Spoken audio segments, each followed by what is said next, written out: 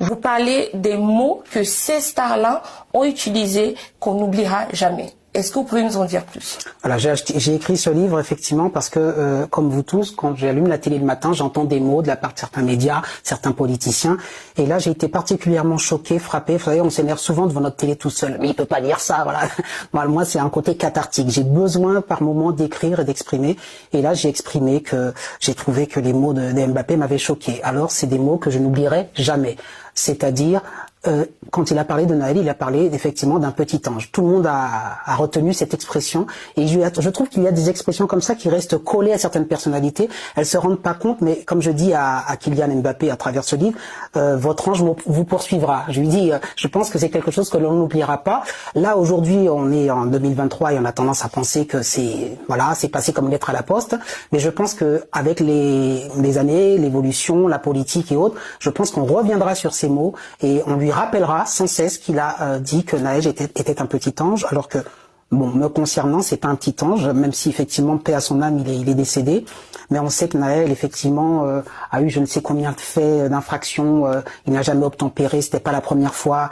Malheureusement, effectivement, le policier, l'a abattu et je pense que le policier le regrettera toute sa vie. Mais moi je questionne l'éducation de Naël. Je questionne qu'à aucun moment dans les médias on se soit posé la question d'un jeune qui conduisait à l'âge de 17 ans son permis, une voiture de location en leasing, enfin je sais pas quoi, et qui n'obtempère pas après je ne sais combien de demandes d'obtempérer. Là on questionne jamais ça. Et donc moi que Kylian Mbappé, effectivement, figure vraiment hyper importante. Je vous rappelle que quelques mois avant, il a réussi à faire licencier Noël Le Graët, qui est quand même une personne qui avait un énorme poids politique, puisque c'était le chef de la Fédération française de football. Il l'a fait licencier sur un tweet. Alors je me suis dit, c'est impressionnant. Un mot, un tweet d'Mbappé. Et à un moment donné, parce que je vous rappelle juste que par ailleurs, il avait fustigé Zidane, donc bon, ok. Et donc je me suis dit, finalement, il y a une sorte d'hubris de la part de ces stars, de ces personnalités. Alors je cite aussi Omar Sy, qui se disent, moi, plus rien ne peut m'arriver, donc je vais dire ma pensée comme ça. Et donc Mbappé sort ça, aucun journaliste ne le reprend, alors que je dis que Naël, il fait le kéké au bord d'une Mercedes, il se fait abattre parce qu'il obtempère pas, il aurait pu écraser un enfant, une mamie, une dame, etc. Et là, ça aurait été une autre affaire parce qu'il a mis la vie de beaucoup de gens en danger à ce moment-là. Et nous avons le lendemain toute une foule qui acclame sa mère, qui monte sur une voiture, comme si elle avait, vous voyez, ça m'a rappelé moi l'image vous savez, quand on a gagné en 98, vous avez vu la foule, l'équipe de France, elle est debout sur une voiture et là, le public l'acclame et tout ça, et derrière on a les émeutes. Mais Mbappé a une responsabilité. C'est une personnalité médiatique et on peut pas parler d'ange du côté de Naël. Vous avez vu l'affaire Thomas. Thomas, c'est un jeune qui a rien demandé. Il fait du rugby. Il fait la fête avec ses camarades. Et il se fait tuer, poignarder. Et à la fin, est-ce que vous avez un tweet d'Mbappé pour dire Thomas le petit ange? On l'a pas. Donc Thomas n'est pas un ange parce qu'effectivement, moi ma conclusion, et même si c'est pas dit par Mbappé parce qu'il est trop intelligent, il n'a pas envie de s'attirer les foudres des médias, mais Thomas n'est pas un petit ange.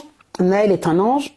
J'ai quand même l'impression que Naël est un ange parce que Naël est issu d'immigration et qu'il est d'origine maghrébine, abattu par un démon policier qui lui est blanc et il faut fustiger, vous savez, la police qui tue et tout ça. Donc, parce qu'on sait que Mbappé a grandi à Bondy, donc à Bondy on défend une certaine minorité ethnique, etc. Et donc moi je trouve ça regrettable. Et Thomas qui était dans son petit village, qui a rien demandé, qui a fait la fête, alors même s'il y a eu 2-3 réflexions, peu importe, il se fait poignarder. Est-ce que vous avez un mot d'Mbappé, disons que c'était injuste? Est-ce que vous avez le lendemain des émeutes pour Thomas? Non. Est-ce que vous avez 1 minute à l'Assemblée nationale pour Thomas? Non. Alors Thomas était blanc. Voilà, il était blanc, il était, je sais pas s'il était français de souche, mais en tout cas, voilà, il n'était pas d'origine maghrébine. Donc on sent que chaque fois que un enfant ou enfin en tout cas quelqu'un se fait tuer d'origine maghrébine ou il arrive la moindre chose, eh bien on a des personnalités comme Omar Sy, Mbappé, etc. qui prennent la parole. Et chaque fois qu'on a effectivement une victime, je dirais français de souche en tout cas, qui n'est pas en lien avec l'immigration, personne ne pleure sa mort. Donc ça me choque énormément. Et donc moi, je n'oublierai jamais de la part d'Mbappé, que j'admire, je répète, en tant que footballeur. Moi, je suis pas footballeur, mais je suis un amateur, j'aime le foot et quand je le vois, je vais le waouh, c'est peut-être le meilleur français de tous les temps. Je peux mettre ça de côté, mais je dis il y a quelque chose à Mbappé et je le dis d'emblée dans mon livre, ma couleur de peau ne m'empêche pas de penser. On a tendance à oublier, mais en fait Internet n'oublie pas, on n'oubliera jamais. Et ça suit ces personnes tout au long de leur vie. Et je parle aussi des mots qu'on n'oubliera pas, que vous avez entendus vous quand vous étiez enfant. Si vous avez un parent qui vous a mal parlé, traumatisé, etc. Moi, en tant que psychologue, là pour le coup, Je reçois beaucoup d'adultes qui vont très mal et finalement n'ont jamais oublié les petits mots blessants. Alors je les mets dans le livre, hein. Ah mais toi, je sais pas ce que t'as à la place du cerveau. Oui. Voilà. Donc c'est des petits mots comme ça anodins que les parents pensent avoir dit et puis machin, mais ça crée des névroses, c'est-à-dire des personnes qui n'ont pas confiance en elles, voilà. Donc c'est pour ça que je trouve ça très marquant, les mots qu'on n'oubliera jamais, et je me suis dit il fallait que je fasse un livre qui représente un peu tout ça.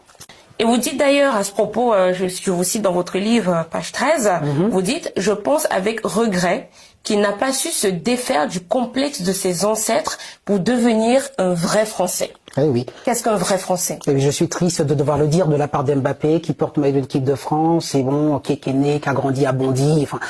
Ça me désole de devoir le dire, mais j'ai l'impression qu'il y a une forme de complexe, qu'on est tout le temps là dans une pensée indigéniste, de dire voilà, le français, le colon, il faut lui rappeler qu'il est méchant, qu'il a une dette à payer envers l'Afrique, et ça me dérange beaucoup dans le discours d'Mbappé. Pour moi, un vrai Français, c'est quelqu'un qui est fier d'être Français, qui est pas là tout le temps à ressasser d'histoire. De toute façon, aucune nation n'est fière forcément, en tout cas, n'a bien fait les choses. On a tous, que ce soit la France, que ce soit l'Algérie, tout le monde a effectivement son sac à porter. Mais de là à fustiger systématiquement la France et ne pas être fier de son pays, c'est problématique pour quelqu'un qui porte le maillot de l'équipe de France, qui nous fait tous rêver, et qui entend l'hymne national et qui se fait récompenser par Emmanuel Macron. En tout cas, certaines personnes disent qu'il est pote avec Macron. Mais ce que je veux dire en tout cas, c'est que il doit porter haut et fièrement les couleurs de l'équipe de France et être fier d'être français.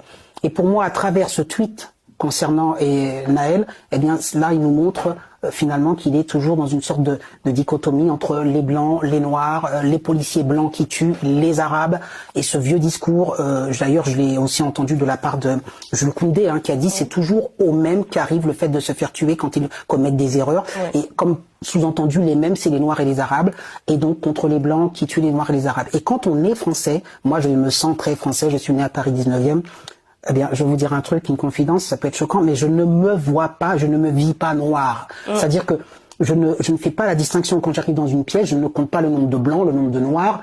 Voilà, je peux dénoncer aussi bien que Thomas a été injustement abattu, enfin tué d'un coup de couteau, aussi bien que Naël. Je ne vais pas regarder quelle est la couleur de la peau de la victime pour la défendre. Oui. Quand on est français, je crois qu'on ne se vit pas selon une ethnie ou autre. On se vit français. Et j'ai pas l'impression que Mbappé, Jules Koundé, enfin tous ceux que j'ai cités dans ce livre, se vivent comme de vrais citoyens français. Et justement, vous parliez dans votre livre d'une France finalement qui s'affronte, c'est-à-dire des minorités qui se sont limite recroquevillées entre elles contre tout ce qui n'est pas justement minorité, il faut le dire, blanc.